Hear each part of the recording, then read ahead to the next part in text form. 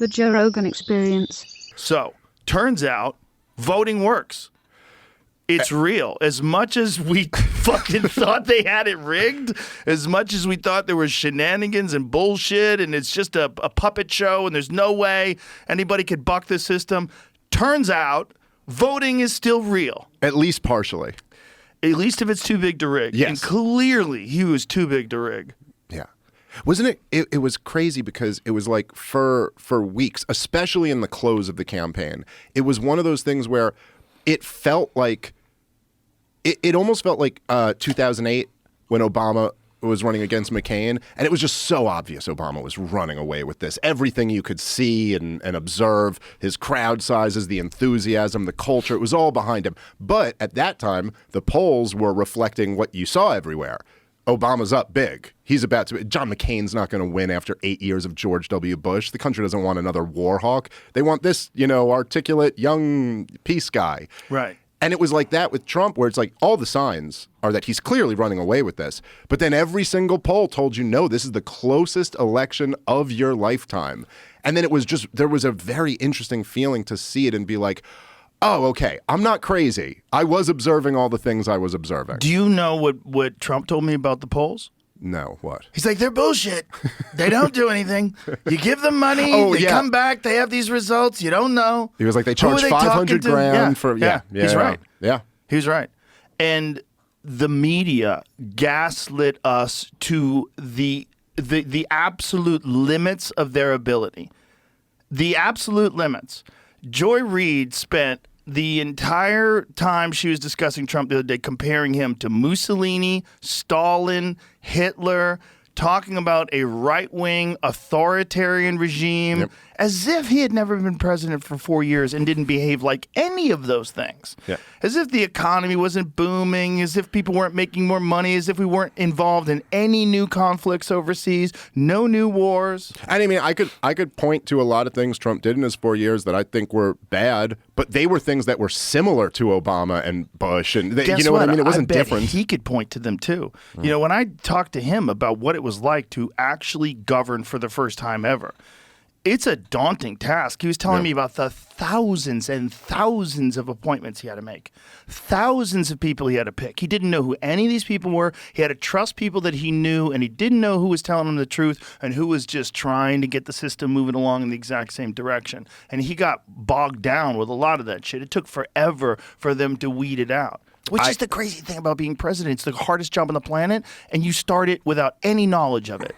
Well, and I mean, a little bit of that's on him because there were some people who he probably should have known. What I didn't like in his answer about that to you is that then he kind of pivoted to talking about how John Bolton was actually really good to have there because he was terrifying. He's terrifying and he's crazy. Oh, this guy wants war with everyone. But the problem is that, that's not how it went down. John Bolton ruined the North Korea deal. It's not like it was successful and the North Koreans were so scared of John Bolton that they wanted to talk to Donald Trump. They were at the meeting. They were willing to talk to Donald Trump. And then John Bolton came in and they were like, these guys are psychopaths. I don't want to make a deal with them. That mustache alone. And I will say, look, man, I was rooting for Trump last night as much as anybody in this country was. Not as much as Tony Hinchcliffe. Okay. Second most.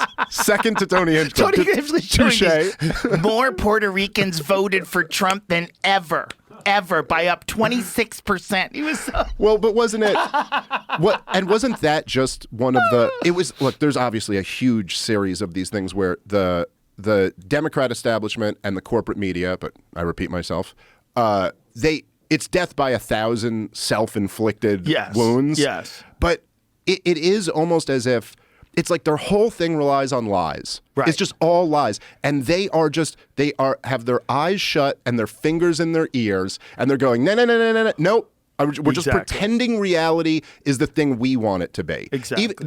They don't want to get slowed down by this force that is objective reality. And so all of it, whether it's Joe Biden's sharp as a tack, Kamala Harris's joy, Donald Trump is Hitler.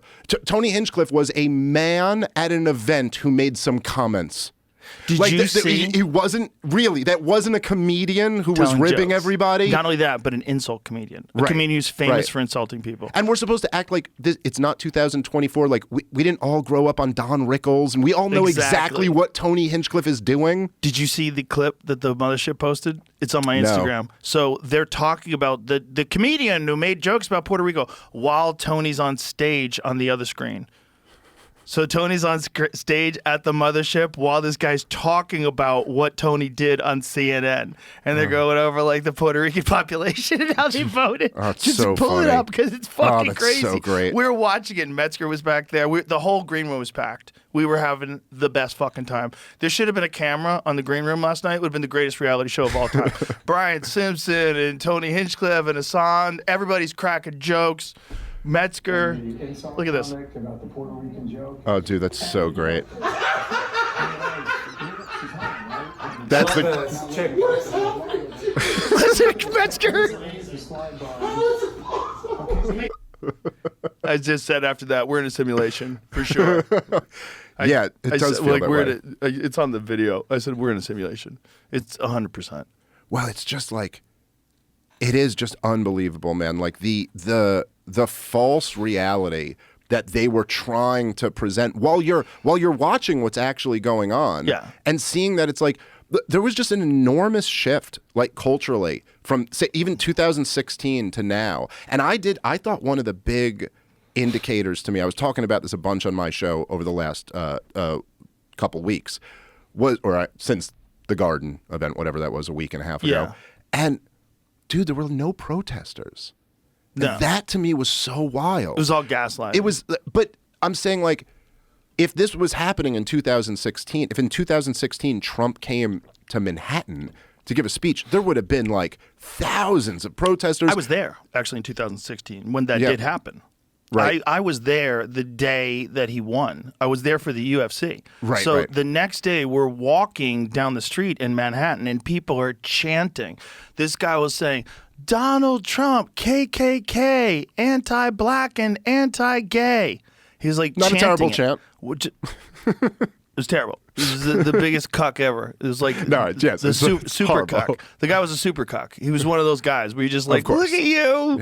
I wanted to follow him around. I'm like, you're amazing. You're a gift. Keep talking. Just let me listen to you. Like, what's your life like after this? Two black guys started walking towards his way. He started chanting Black Lives Matter. As soon as he saw the black guys, Black Lives Matter, Black Lives Matter. I was like, this is amazing. I stuck right behind him. Me and Cam Haynes, and I think Tony was there too. And we were just, this is crazy. This is crazy. But they don't seem to have that in the same way. It's like all the bullshit. shock troops aren't there for them anymore. It's bullshit. First of all, back then they didn't know what he was going to do and what he did economically. Chamath has the best way of explaining it. He said it was the right message, it was the wrong messenger. But if you look at the actual actions and were they good for the economy, were they good for the United States? They were. But it's Donald Trump as the messenger was so polarizing that people lost what's really going on just based on who this guy is, who has, like, just like Tony Hinchcliffe is an insult comic, Donald Trump's entire career is, you're fired. Yep. You're a loser. Rosie O'Donnell's a loser. Like, that's his whole shtick. And you expect him to course correct once he gets into office? No, he's not. That's not who he is. You elected that guy.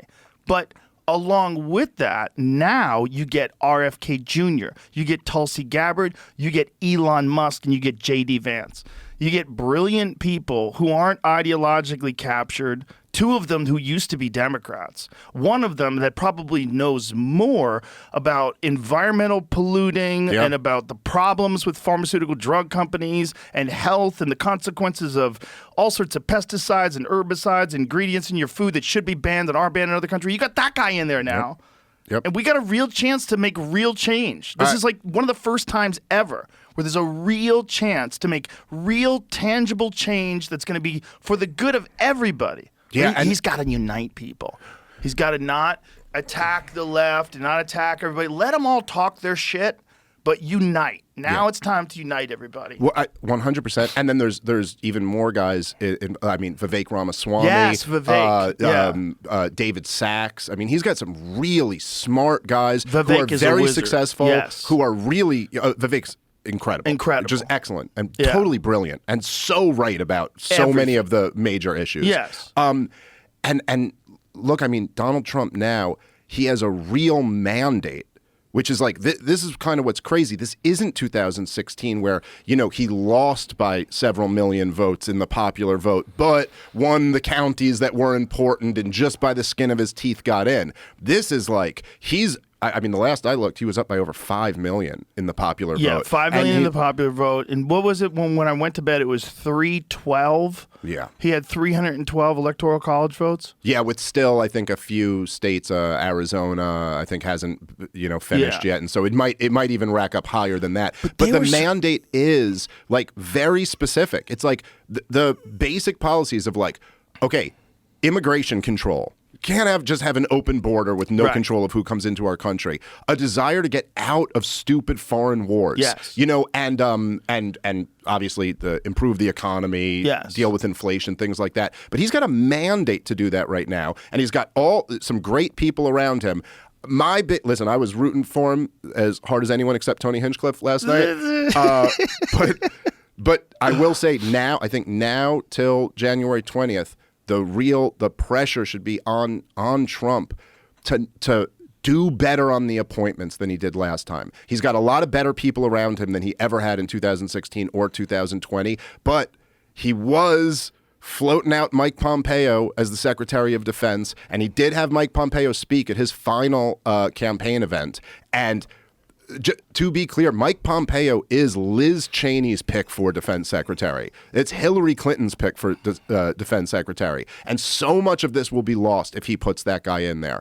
He needs to keep all of the Lindsey Grahams and the Mike Pompeos and all of these guys away from his administration. Bring in the non-interventionists, man. No one wants to fight these stupid wars anymore. And that's what you ran on and won on. I want Lindsey Graham to start a podcast.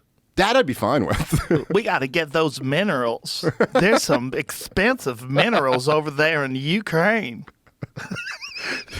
Tim Dillon was doing an impression of him yesterday. It was amazing. It was amazing. Dude, I don't even like, maybe I should. No, he deserves it. But did you ever see the thing when he was running for president? Where he was talking about. He ran for president? Lindsey Graham ran for president. That's amazing. In 2016. Imagine and the remember, hubris. I think Trump gave his phone number out. Or something like that. Did he really? Yeah. You don't remember that? No. It was like, because he was like attacking Donald Trump for probably not being an awful war hawk or something like that. And Donald Trump like said something about how he used to call him and ask for money, you know, when he was running for campaign, and then he just gave his phone number out. It's just the best. He made a senator change his phone number. It was just so great. That's like a Chael Sonnen move. Yeah, it was amazing. It's so funny. Amazing. But he said Lindsey Graham was asked about being the first single president. Yeah, never married, no and kids. he goes, there might be a bunch of different first ladies if I was in there. Right. Yeah, sure, buddy. First of all, that's the last thing you say if you're a man and you're heterosexual. You say, I'm trying to find a good woman. Yeah, really. I'm trying to just find one good woman that I can grow with and that I love with all my heart. Just one good woman. I know that she's out there. That's what you say. Yeah, you don't. Might be a bunch of first ladies. I'm going to get divorced and married and divorced and married and keep on scooping up them minerals in the Ukraine. I can give those minerals to the Russians. We're just walking around with women's panties on and shit and high heels. I'm the president. I mean, listen, I wouldn't. I'm the first lady too. I'm gonna wear her clothes. I typically wouldn't go after someone for that, but when you're a war hawk, all is fair. But he's got to keep those people away from him, man. And that really was his failure in his first term. And look, I do understand him saying, I don't know, he was an outsider. He had never lived in Washington D.C. He didn't know all these people, but he's had a lot of time. This is 8 years later, and he's got a great core of people around him, and those are the people to take advice from. It's like, Mr. President, if you're listening, they're on it right now. Well, talk to Rand Paul. Yeah. Rand Paul will tell you who to put in those positions. Talk to Thomas Massey. I just saw he floated out Thomas Massey for I can't remember what position it was. That's great. Put those guys in there. These are the America First guys, okay? Yeah. And it's not Mike Pompeo. It's not the war machine, dude. And also, you know, look, his rhetoric was so great on Ukraine through the election, and when he had the courage to just say like, no, I want the dying to stop. That was one of the best moments of the entire campaign. But his rhetoric on Israel has been very bad. And the other thing that you can't get around is that, like, listen, you can love Israel all you want to, and you can pledge to help defend them or whatever. But no, I'm okay. But Netanyahu is John McCain.